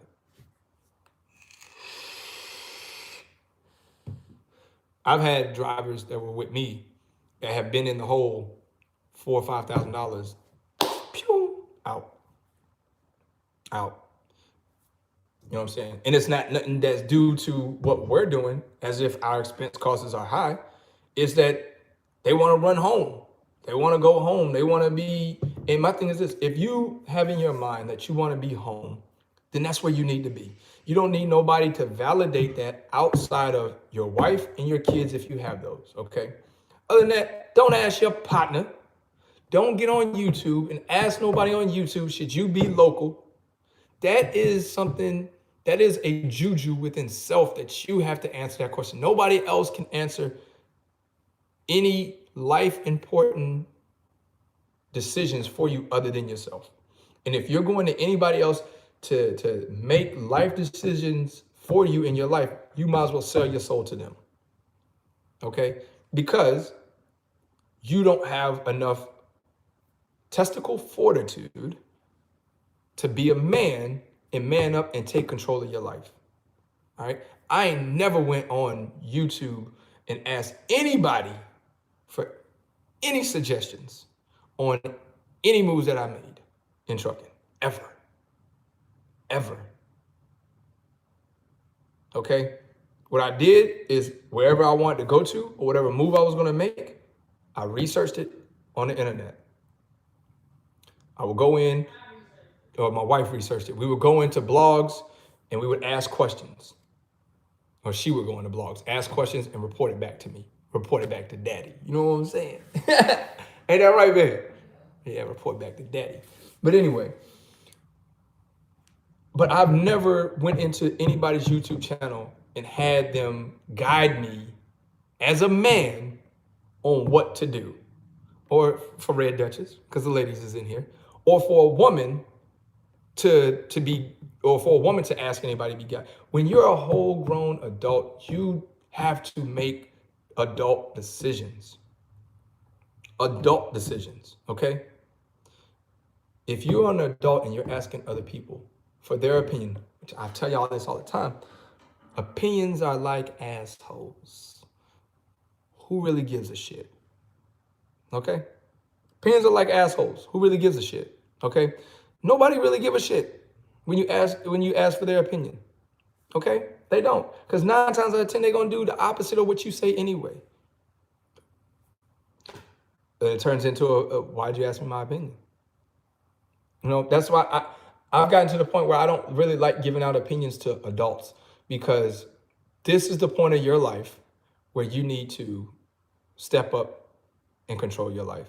Children, different story. Teenagers, different story. They need guidance, okay, because they don't know. They're still babies. But adults, sometimes you got to bump your head and fall on your ass in order to figure out not to do that no more. Or go left instead of go right. Now you go left, boom, oh shit, left ain't the way to go. And better go to the right. All right? Yes, Mike Carter, absolutely right. Attention, foolery comments will be blocked. Yes, they will. Off tiggity top. But another thing that I think that a lot of, not only do subscribers do this, but YouTube content creators do this. They do the same shit. They will come on and look for justification, gratification, and validation. They will look for you guys as the subscribers to tell them that they're the shit. They will look for you guys as the subscribers to tell them that they're real. They will look for you guys as the subscribers to tell them that they're the best YouTuber on YouTube, trucking YouTuber. Okay? They need that validation. All right? Not me, dog. You can tell me all of that tomfoolery shit and it don't amuse me. That's like this. I go places, people see me in field islands, okay? My wife knows this. It irks the shit out of me when people are, Loshawn, hey, low. Oh, that shit irks the fuck out of me, bro. Okay? I don't like it. I don't do my YouTube videos to be famous. I don't do my YouTube videos to be, oh, you're a celebrity. Can I get a picture with you? Dog. I just turn on a fucking phone camera and talk to you about what's going on and what I got going on. I can't stand that shit, right? But shout outs to my man that I met the other night in QT. I forgot his name. I think he said, damn, I forgot it. But you know what I'm talking about. What's up, man? Me and him adapted up. He wants to do the Phil Holland thing, and I hope that you do that, man, because Phil Holland is really good money for being local. So it's a really good deal.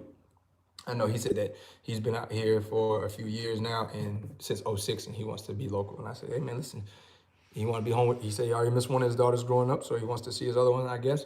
Man, make it happen, bro. Make it happen. If that's what you want to do, don't, once again, you don't need validation, gratification, justification, identification from anybody out here, from anybody. As an adult, you have to make that decision. And once again, a lot of these YouTube content creators, they look for that validation. Like they need you to tell them that they're popular. They need you to tell them that their numbers are going up. They need to see X amount of people in their live feeds. If they don't see X amount of people in their live feeds, they're going to shut it down.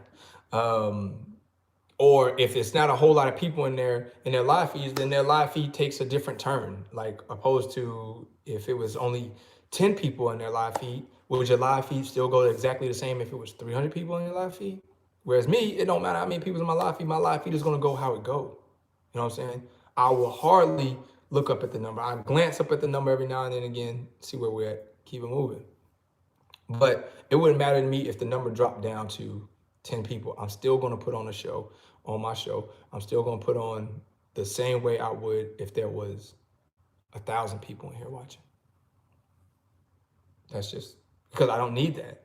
I don't need the justification. I don't need the validation. I'm self-made. I believe in what I believe in. I don't need nobody to tell me what angle to take. I'm going to take the angle I want to take. And if I mess up taking that angle, then I learn from that mistake. Because you know at the end of the day, the best teacher is making mistakes over anything. The best teacher in the world is making mistakes in what you do and not doing them again. You don't want to do them again because then you fall into the definition of insanity. Doing the same thing over and over again, expecting a different result. So, like I said, some people may have thought that this was going to be a bashing video, and it looks like we're going to get ready to be done with this. People may have thought that this was going to be a bashing video per the title, but once again, like I said, this is a few things I want to get off my chest. Oh yeah, I got something else I want to get off my chest. I got a little bit of time. But this is not a bashing video at all towards anybody. If anything, and you kept your ears open, I hope that it helped people as far as YouTube content creators to get better with their content within their niche. I hope that as far as Celadon goes, it helped the Celadon drivers understand, and for people in general that are looking for jobs, do your research on these companies before you go to them. See if they're stable. See what they really got going on, especially these mega carriers, before you take yourself over there. If they're not looking good, then it's writing on the wall. Okay, don't ignore the writing on the wall. Literally, do not ignore the writing on the wall, because if you do, you will be hurting. Okay, we talked a little bit about the fake love. We just touched on that briefly. You know, if you don't sincerely like what I do, then you should sincerely not watch or subscribe. Like, because you're just wasting your time, and you're gonna piss yourself off even more, because when I don't succeed what you want me to do, then you're gonna be more pissed off. And that's just something, I'm glad I just brought that up. Another thing is, so many people another reason why I think people don't like me is because I don't I don't conform to what they want me to do. I don't do the conventional thing. I don't do what is you should do, or what you're supposed to do, or what somebody else says you should do. I don't do none of that shit, man. I march to the beat of my own drum, and that's that. So I think that because I'm so unconventional and I don't follow rules of what they say do, or I don't do what others would deem as the right way of doing it, they tend to hate, or they tend not to like my content, or they tend to want to talk about me, or whatever have they, whatever, okay? But End of the day is, for those same ones that don't like me, I'm 90% sure that I'm doing better than you are. Okay? I'm 90% sure that I'm doing better. And a lot of people mistaking my confidence for cockiness and arrogance. Don't mistake the two. It's completely different. Okay, oh, he's cocky. You're arrogant. No, I'm confident. I know what I'm doing. I know what I want to do. I know where I want to be. It ain't about what you say or what you want me to be or how I should be because you've been in the game for 37 damn years. And because I'm doing leasing and the way for you is to do buying the trucks doesn't make me less of a man or less of a driver, contractor than you. And just because I'm doing it the way that I'm doing it or I'm leasing a truck doesn't mean that I'm making less money than you owning your truck. We've already talked about that. It's all a financial thing on what you're handling in your finances outside of trucks. Period. But people think that because you are a lease operator and not an owner operator, that you're making less money than the company driver and the owner operator. And the owner operator just thinks that he's making all the money out of everybody, okay? And you're not, okay? I know some company drivers that are making more than lease operators and owner operators. I know some lease drivers that are making more than company drivers and owner operators. And I know the same way, the other way around, owner operators too, same way. So never think that the way that you're doing it is the money shot, because it's not, okay? You show me that you tell me that you can do that, I could point out 10 other people that's doing better than you. 10 other people doing better than you. When you think that what you're doing is the only and the best way to do it, it's not. All right? It's the best way for you. Once again, everybody's money situation is different. What some people deem as a lot of money is a little money to others, and vice versa. So you need to keep that in mind. Okay? You just need to keep that in mind. Let's see. What? I got 15 minutes. Any questions? Right now, comment section, put asterisks in front of your question. If I miss your question, I apologize. Leave me a comment after the video renders if I missed your question, and I will answer that. Asterisks, please. Asterisks, please. No asterisks, I ain't answering your question, man.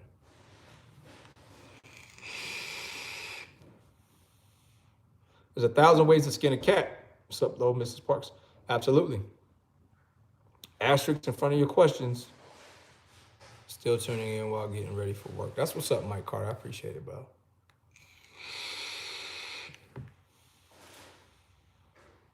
Asterisks are these. That's what Mike Carter just put. In case y'all don't know, it's like the little stars, okay? Put the little stars. Oh, I see a question here that has no stars, but I guess I answered because I don't see anything else. If you could, would you hire drivers out of California? If I could, I would, yes.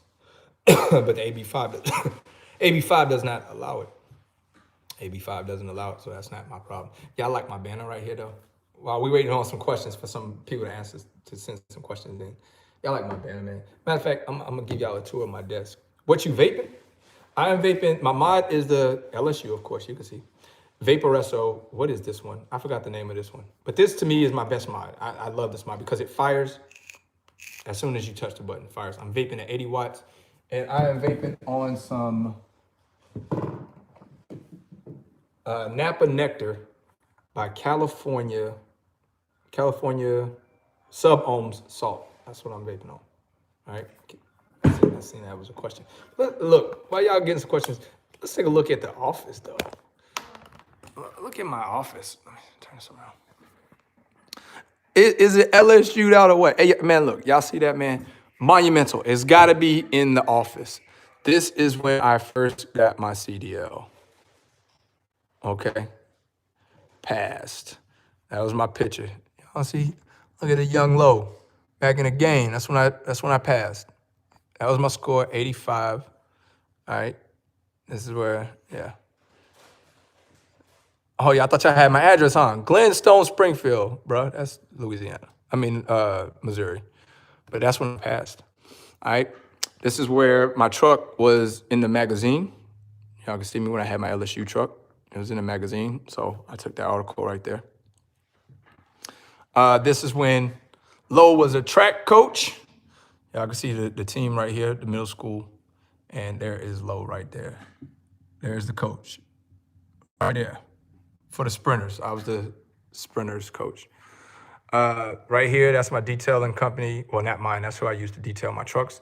Y'all can see our Parks Motor Group business card right there. We got 2 laptops here. This is my new one. Put on my desk. Oh, we won't put it on that messy thing. She got papers all over. So laptop here, laptop there.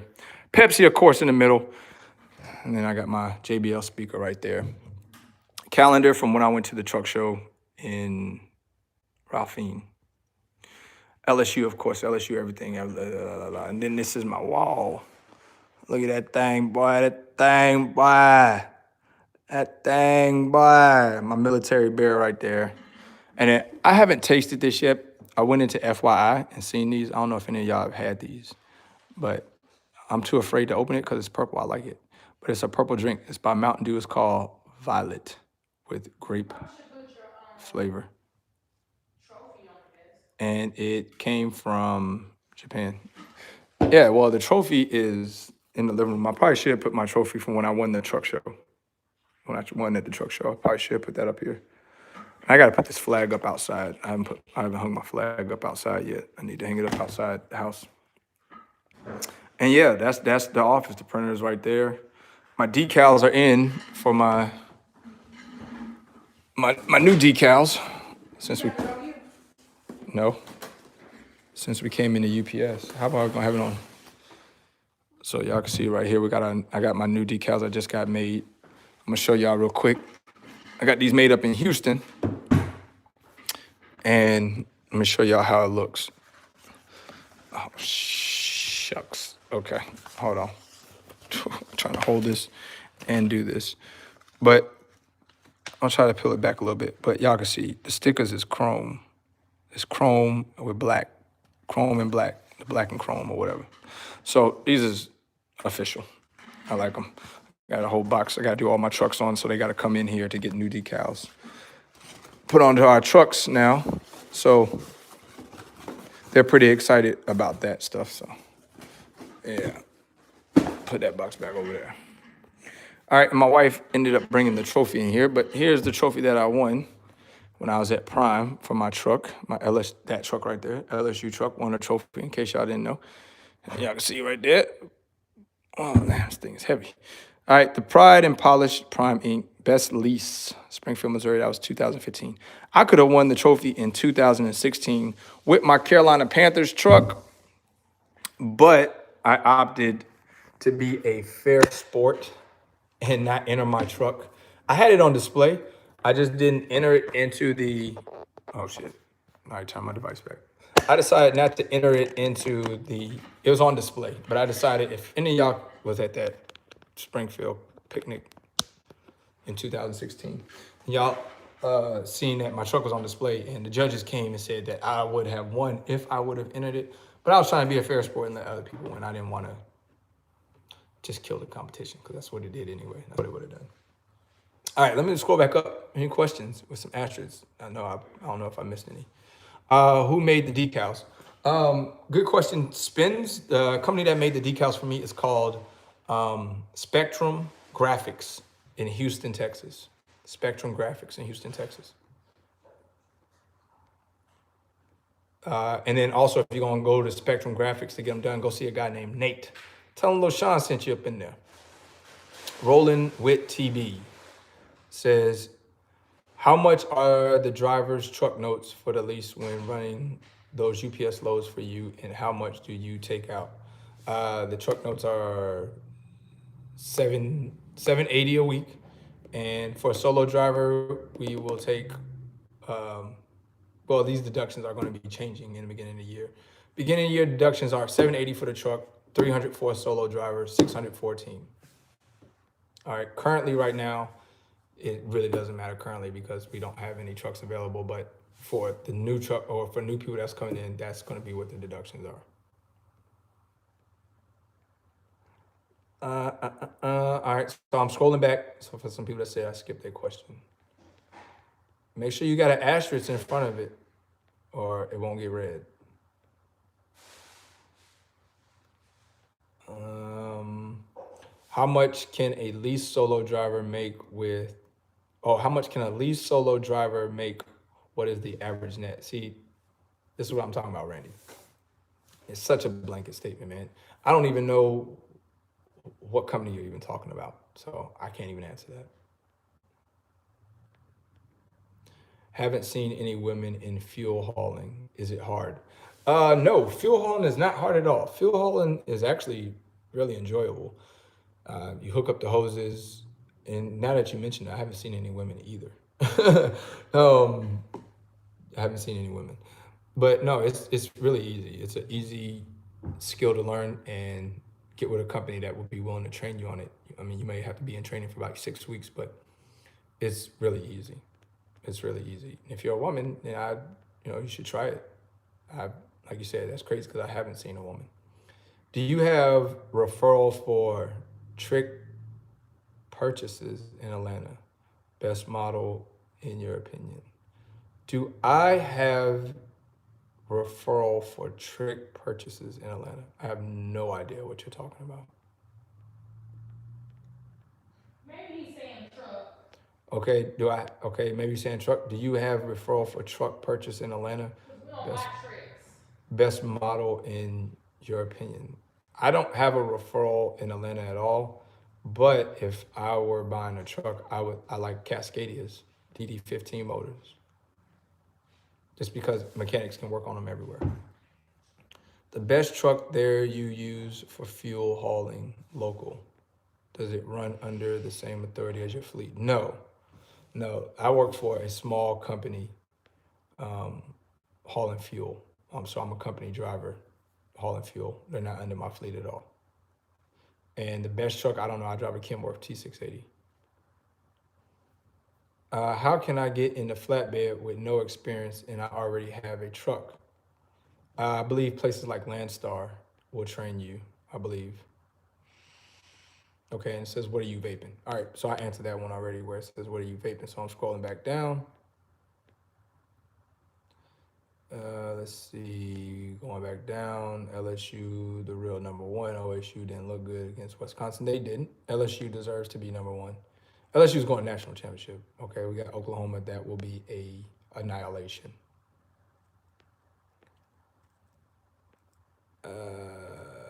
Prime Inc. average net. Okay, so you asked me for Prime Inc. average net. As a solo driver, I would say your average net leasing with Prime Inc. being a solo driver can be anywhere from average $1,200 to $1,500 a week. Okay, maybe a little bit more. It just all depends on how you run your fuel and where you're located at in the country when you get your loads. All right, that's what it's going to pretty much boil down to, is where you're at in the country. Why Facer got timed out?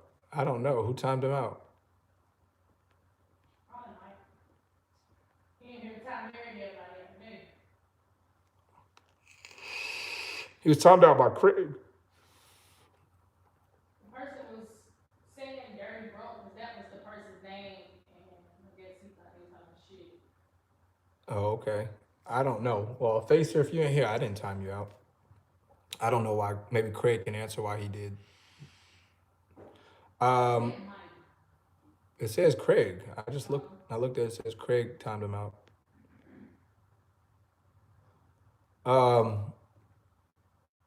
Which do you prefer, flatbed or refrigeration?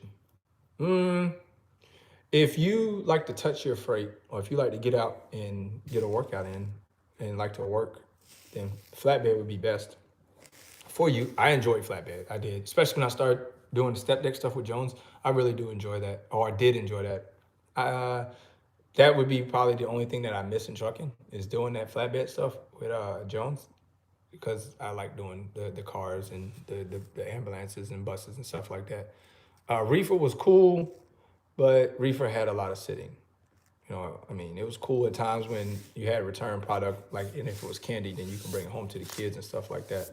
But other than that, it was just a regular steering wheel job to me when you're doing reefer. You just said somebody slip seat driver was a woman. Uh, yeah, I've never seen a tanker female truck driver, at least not at the racks or at any of the fuel stations or anything. I haven't seen one. Not to say that there isn't, but I haven't seen one. And I mean, it's not something that a woman can't do. Do you know if it is necessary to travel to different state to get driver's license for the purpose of cheaper insurance?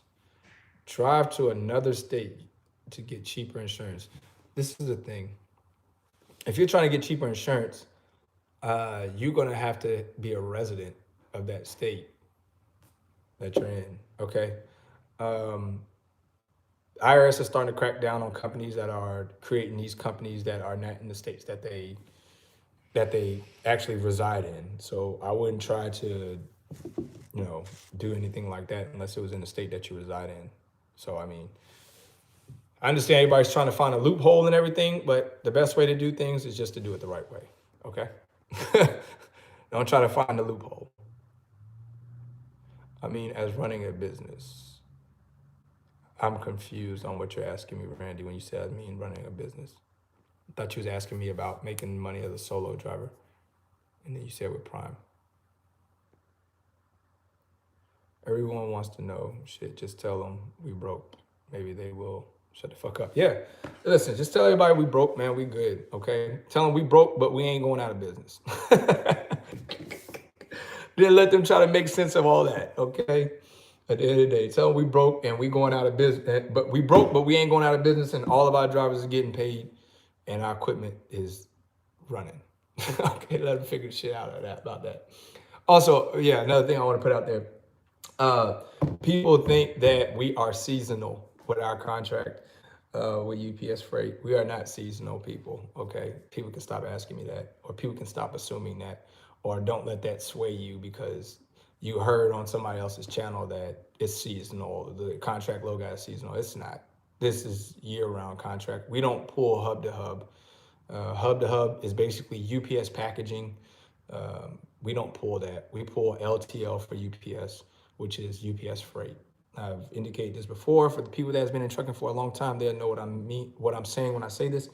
But UPS Freight bought out the company called Overnight. For those that's been in trucking for a while, they know about Overnight. Okay, Overnight was an LTL company.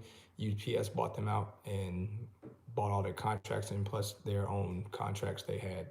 So what we pull is UPS LTL, okay, terminal to terminal. We don't pull UPS packages. We ain't pulling Amazon loads. We ain't pulling none of that Christmas rush stuff. We pull LTL stuff. All right, that goes basically to businesses or big items. I think one of my team said that they had a freaking snowplow in the back of their the trailer, that they was delivering. So just to give you a sense of it, we don't haul the UPS packages at all. We haul the LTL items. So now people can stop asking me that and wondering why you don't make $1.87 or the $2.15 that Coyote Logistics is doing, because it is we're hauling completely different freight than they are. Okay.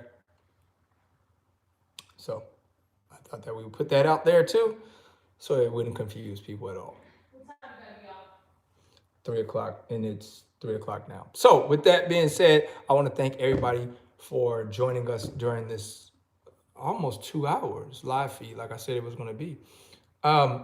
If you're asking if we are hiring, we are officially now at a waiting list to get on with us. In 2020, first quarter, we will be making a decision if we will have any additional solo drivers come on. Because as of right now, we're running a trial and test period for solo drivers to see if it's even profitable for solo drivers. But for teams, it is the business, okay? If you are a team, Celadon drivers, if y'all was a team, y'all should really reach out to me and let me know that you guys are looking for a position, okay? Once again, we don't have company drivers. This is a 1099 position. You do need to have an EIN, business bank account, in order for you to run with us, because we have operations agreement. Okay, we have an operations agreement to where you basically leasing through us. You're an operator for us, okay, for Parks Motor Group, but it's not a W-2 position. All right, but you get to write off everything, the expenses on the truck. So just to let you know, it's still a legit 1099 position. But we are at a waiting list form.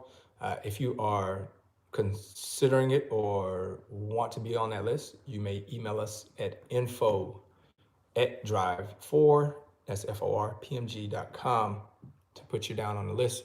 We will need to know your name and your phone number so we can contact you once we have more units that do come available. All right. But Teams, definitely holler at me, because Teams is presidents over here, because UPS Freight has plenty of it for them. Okay. Plenty of it for them. So then that's all I got for y'all today, man. With that being said, if I don't talk to y'all before Christmas, or if I don't talk to y'all before the new year, Merry Christmas. Happy New Year's to all of you guys. I hope that 2020 is a prosperous year for you. Remember that it is a new decade, okay? It is a new decade. Make the next 10 your best 10, okay? And move strategically, I will say. Move strategically. You don't have to move fast. Move strategically, okay? To make your next 10 your best 10. Brent, I think you asked something about teams. If you are a team, please do email us, info@drive4pmg.com. Yeah, teams, we tend to can move a lot faster with teams on getting things done, getting trucks and stuff like that, opposed to solo. Because like I said, right now, solo, we're kind of, with the solo drivers we have right now, we're trying to figure out if it's going to be a best fit for them. But y'all got all the information, man. And if y'all don't hear from me, like I said, before New Year's, have a safe New Year's. Don't do nothing stupid. Don't do nothing crazy. Stay alive. That's the main thing. Stay alive. And happy holidays. Merry Christmas to all of y'all and your children and your family. All right. If you out there making miles during the holiday, be safe. Be safe as always. Okay. Until next time. Y'all be safe. Don't do nothing I wouldn't do. Like, be unsafe. And as always, winners focus on winning and losers focus on winners. This statement couldn't hold any truer. And winners are us. We ran right here at Parks Motor Group, trucking with Loshawnparks. Oh, Lord. Loda made another one. Salute.